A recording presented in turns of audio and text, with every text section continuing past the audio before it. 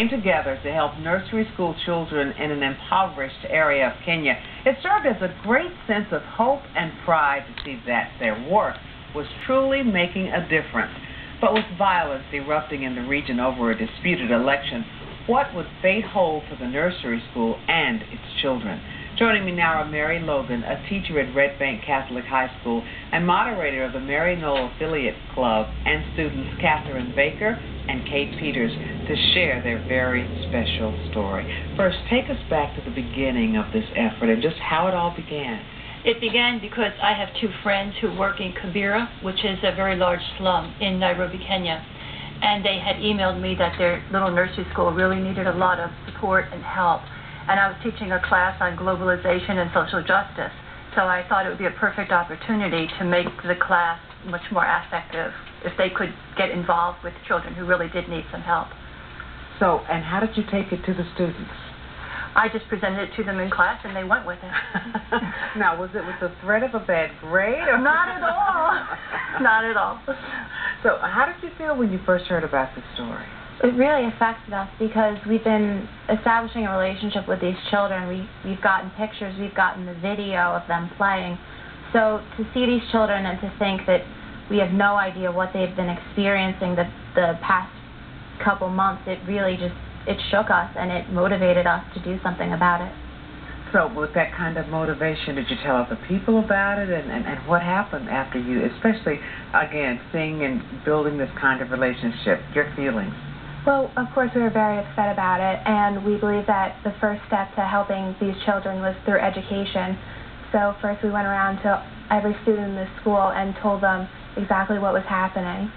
And then we went to the newspaper and then TV to help other people understand what was going on. So just in the middle of all the help and when everything seemed so positive and violence broke out, I mean, how did you feel? I mean, did you feel helpless at all? No, we try not to feel helpless. It was very upsetting, but I think we used that to motivate us because we did keep getting emails from Kenya that said that the fires in the slum had reached within 10 feet of the nursery school itself, but the nursery school had been spared, but the children had lost their homes, all of their possessions, they had nothing to eat, and that motivated us to want to try to help them as much as we could. So what ultimately happened to the nursery there? Well, the last news that we heard is that it's still up there. You know, as Ms. Logan said, the fires did stop within 10 feet of our nursery school, but really the most important thing is the children, and they're the ones that have been ultimately devastated by what's going on. What kind of, if you could see them face to face or just talk to them, what sorts of things would you say? Any idea at all to encourage them? I would definitely say that we're there for you. We're here to help you. We're praying for you every day, and that we understand what's going on. And we can never get over this, but we can get through it. We can help you. Are you really surprised at all? I mean, you have such wonderful students. Are you surprised at the kind of effort and compassion that they have for? No.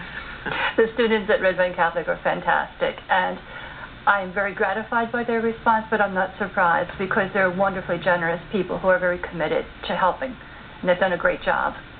Do you find this a lot with other students as well? I mean, because people always are talking about your generation, whether you know it or not, they do whisper about you. But do you find that your generation is more compassionate than people realize?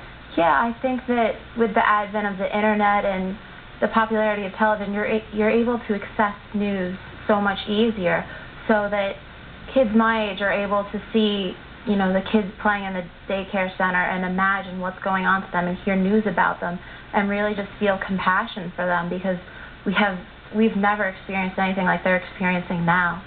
So. And also your comments about your own generation.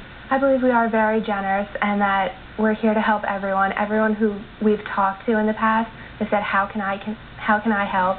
And they've lent us a helping hand, and they're helping us through this.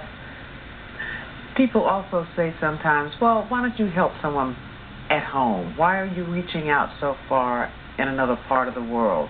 What's your reaction to that? Well, our high school is also very involved in helping out locally within the state of New Jersey. We support the crop walk, and we support the Monmouth County food banks.